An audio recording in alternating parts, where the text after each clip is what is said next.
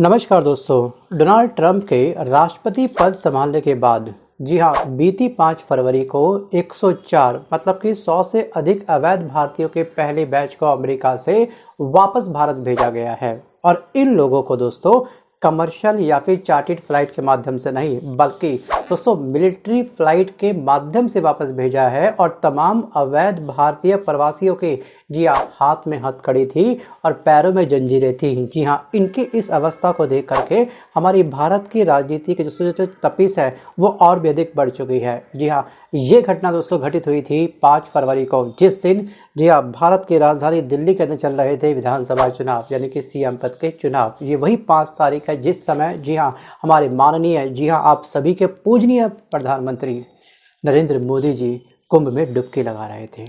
लेकिन इस खबर को गोदी मीडिया से या फिर तमाम जी हाँ, जितनी भी न्यूज़ मीडिया है इस खबर को उन तमाम लोगों से जी हाँ, दूर रखा करा।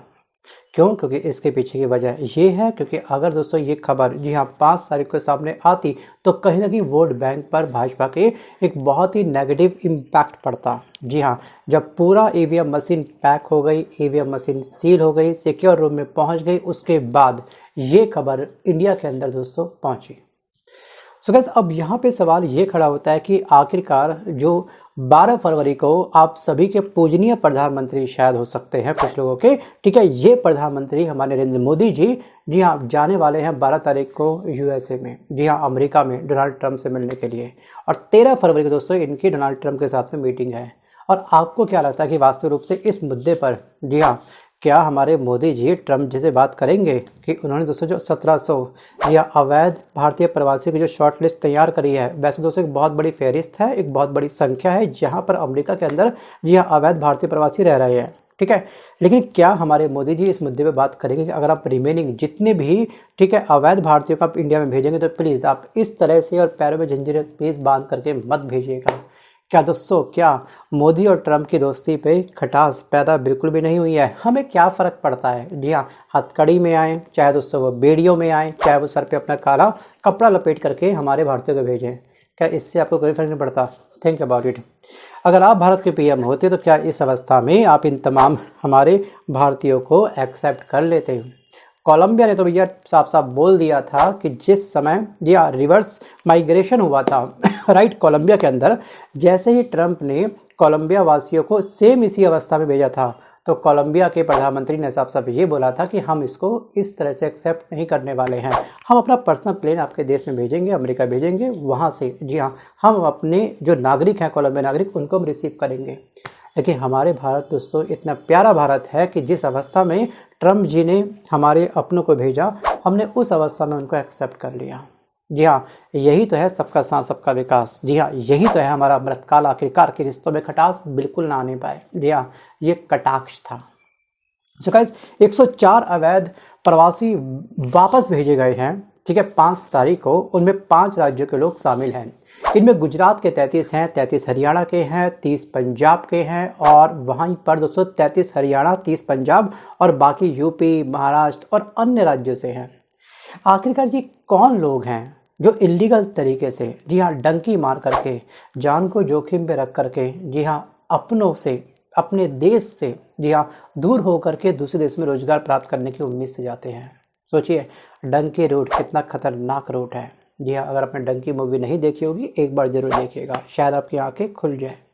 ये साफ साफ दोस्तों ये बयां करता है कि भारत के अंदर रोजगार का स्तर काफ़ी कम हो चुका है, बेरोजगारी लगातार बढ़ रही है और जो पढ़ा लिखा युवा है उसको भारत से कोई उम्मीद नहीं है अपनों का पेट पालने के लिए, ठीक है। भारत के युवा को इस समय डंकी मार करके विदेश जाना पड़ रहा है। कम से कम वहाँ पे ग्रुप डी की सही, ठीक है, गिग वर्कर ही सही, कुछ तो वहाँ पे बनेंगे, कुछ तो पेट पालने का हमको पैसा मिलेगा वहाँ से और इस पैसे से हम लोग अपनों का पेट पाल सकते हैं।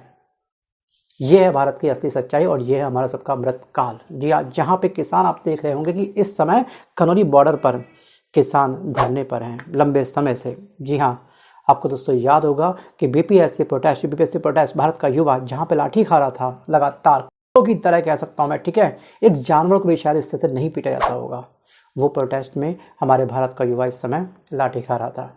भारत का भविष्य युवा और हमारा अन्नदाता किसान इस समय सड़कों पर उतरा हुआ है, लेकिन इससे हमें कोई फर्क नहीं पड़ता क्योंकि हमारे आंखों के ऊपर एक अलग ही चश्मा चढ़ चुका है। हम इस चश्मे से अलग कुछ देखना नहीं चाहते कि असलियत वास्तविक रूप से है क्या।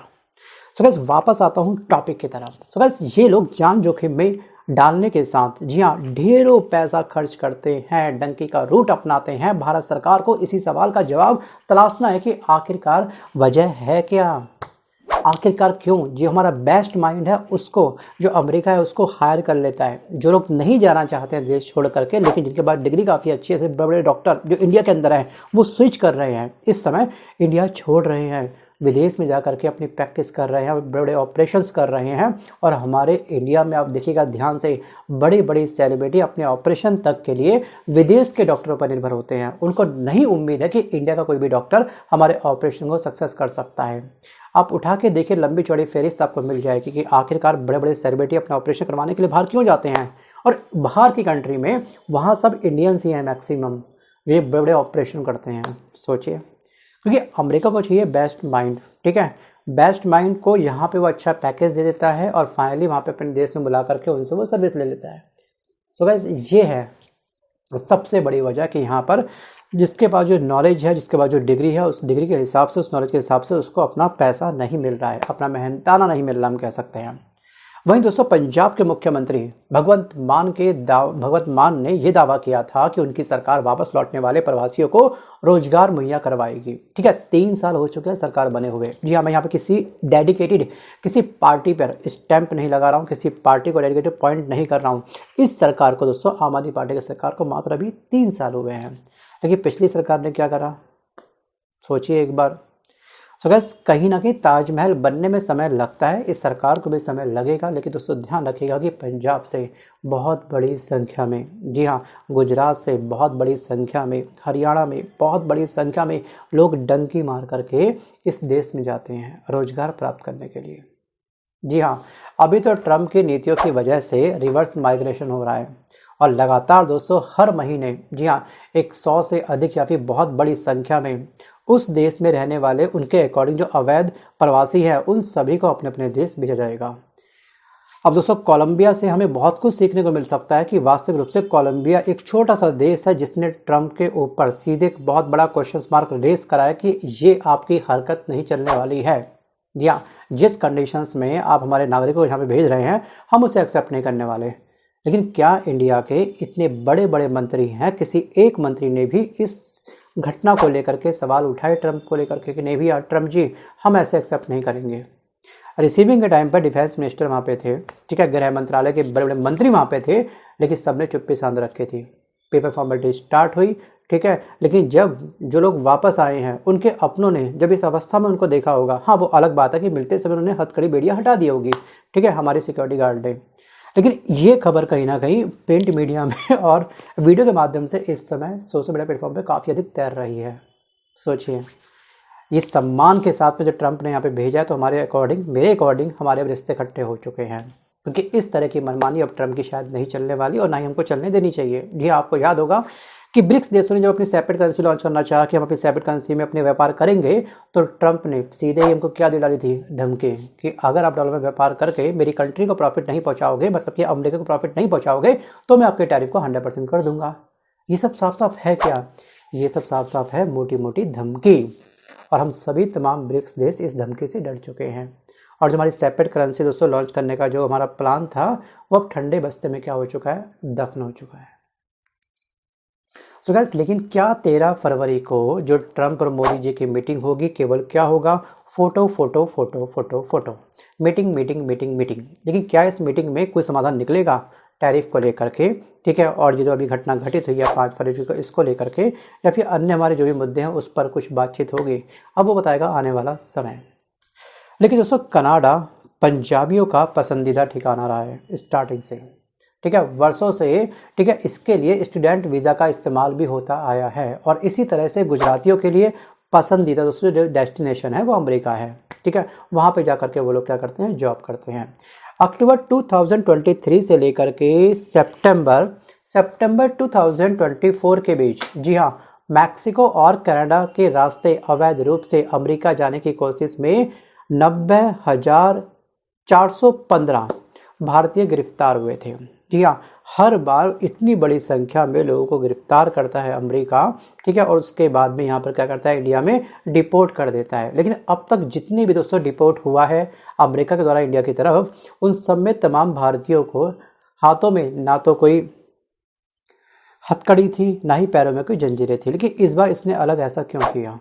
Think about it. विचार आप दोस्तों इस पे भी कर सकते हैं। वीडियो को पॉज करके आखिरकार उसकी मजबूरी क्या थी ट्रम्प की, या फिर हमारे ऊपर इसने एक बहुत ही करारा तमाचा मारा है? आपको क्या लगता है? वीडियो को पॉज करके कमेंट आप जरूर करिएगा। अब तक जी हाँ 5 फरवरी को जो अवैध प्रवासी डिपोर्ट किए गए हैं उनकी संख्या है 104 यानी कि 104, और अमेरिका ने 205 लोगों की लिस्ट जारी करी थी, जिसमें से 104 लोगों को जी हाँ हाथों में हथकड़ी और पैरों में जंजीरें बांध करके हमारे भारत में भेज दिया गया है।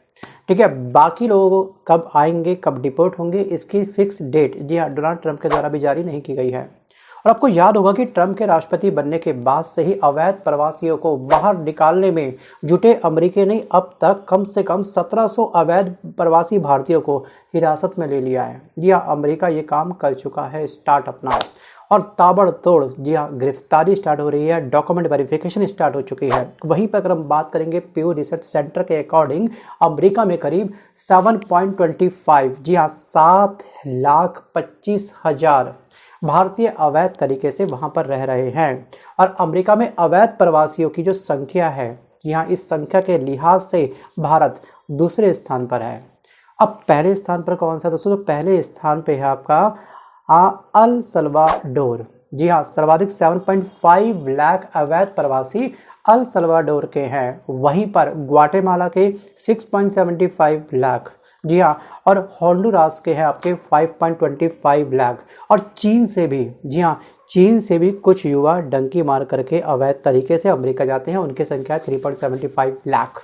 जी हाँ, और उसके बाद आपको एक बात और ध्यान रखनी है कि तमाम जितने भी लोग अपने अपने देश को छोड़ करके जाते हैं विदेश में जी हाँ जॉब प्राप्त करने के लिए, तो उनका एक स्पेस उनके खुद के देश में खाली हो जाता है। जैसे मैं लेता हूँ एग्जाम्पल दोस्तों पंजाब का, ठीक है, पंजाबियों के राज्य छोड़ने से जो जगह बनी उसे हिमाचल, यूपी और बिहार से आने वाले लोग भर देते हैं बहुत ही जल्दी, क्योंकि बेरोजगारी का स्तर यहाँ पे बहुत बहुत बहुत अधिक है।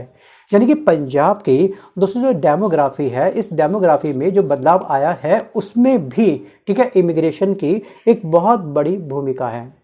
साल 2011 से लेकर के साल 2020 दोस्तों अगर हम इस बीच का काल देखें, जी हाँ इस बीच के राज्य की सालाना आबादी की जो ग्रोथ है वो 50% से अधिक कम हो गई है।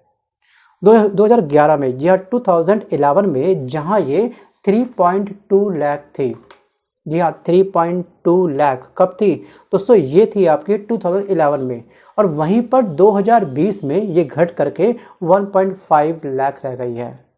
जी हाँ, पंजाब में भी जो सरकारें आई हैं उन्होंने इमिग्रेशन की समस्या को खत्म करने के लिए वादे किए थे जनता से, लेकिन उस पर कोई ज़मीनी हकीकत साफ साफ अभी हमको हकीकत में ये चीज़ दोस्तों वादे उनके तब्दील होते हुए नहीं दिख रहे हैं। लेकिन बुधवार को अमृतसर हवाई अड्डे पर पहुंचे अमेरिकी मिलिट्री प्लेन से राज्य और केंद्र सरकारों की नींदें जी हाँ मेरे पॉइंट ऑफ व्यू से खुल जानी चाहिए। जी हाँ, अगर घोड़े बेच करके या फिर कुंभकर्ण की तरह सो रहे हैं तो दोस्तों फिर उठने में तो तकलीफ इनको होगी। अब कब जगेंगे और कब नहीं जगेगी हमारी सरकार, ठीक है, ये बताएगा आने वाला समय। बट दोस्तों आपको क्या लगता है, अगर आप भारत के प्रधानमंत्री होते, जी हाँ 13 फरवरी को अगर आपकी मीटिंग ट्रंप के साथ में होती, तब किन मुद्दों पे बात करते? जी हाँ, इन तमाम मुद्दों पर जो हथकड़ी पहन करके इन्होंने भेजा हमारे भारतीयों को, इसको आप चिल तरीके से देखते, कोई इस पर डिस्कस नहीं करते, आप डिस्कस करते टैरिफ को लेकर के या फिर किसी अन्य मुद्दे पर। वीडियो को पॉज करके अपने पॉइंट टू पॉइंट, जी हाँ मीटिंग के पॉइंट मुझको कमेंट जरूर करिएगा। सो गाइस आज के इस वीडियो में बस कर इतना ही, मिलता हूँ जल्द नए वीडियो के साथ, तब तक के लिए धन्यवाद।